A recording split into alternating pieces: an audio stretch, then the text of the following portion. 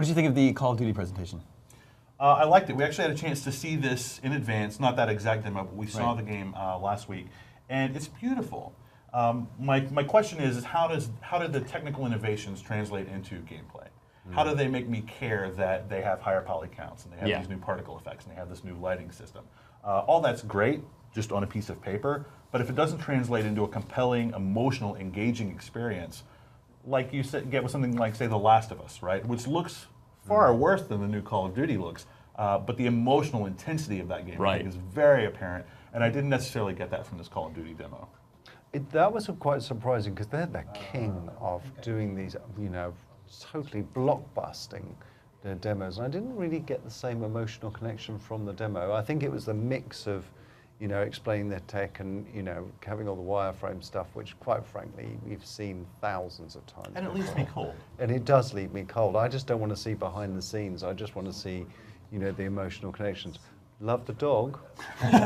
Obviously, you would say that. Love the dog, yes. Although I felt a bit sorry for the dogs. They strapped a lot on the poor map. But I love the dog, but I wish they'd spent a little bit more time on what you do with that new controller, and how it has that impact on the game and the emotion.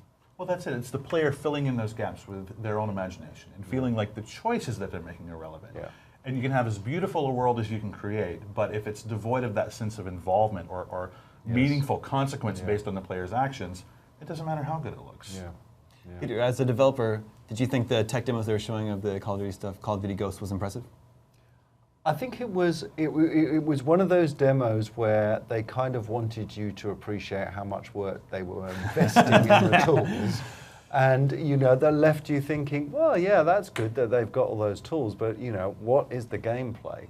I would, and they always do this, they concentrate on the story in the world, but they don't really talk so much about multiplayer. I just want to know what that means in multiplayer. We all have dogs in multiplayer? Do we all, can we blow up our dogs? Or will you shoot someone else's dog? These are the questions that it didn't really No answer. to all of that. Peter Molyneux left that demo asking, Yes. I wonder if I can shoot a dog. I'm sorry, that was the first thing that occurred to me. I mean, there are like bombs on the back of the dog's back. I mean, are you going to blow up, blow up? You're a monster. I didn't put that. Did you guys find it interesting that they closed with Call of Duty? They've got some sort of exclusive partnership with EA. So the two power player third-party publishers, they're trying to hop into bed with both of them at the same time. Not an easy feat. And so Call of Duty is getting exclusive DLC, if I heard that correctly. We were sort of talking amongst ourselves here, but Which has been happening for a long time. yeah, exclusive. Yeah, so continuing the same partnership. And yet also trying to get all those EA Sports games. So it seems like that's how Microsoft's trying to go for the gamers, is to hit them where they're most familiar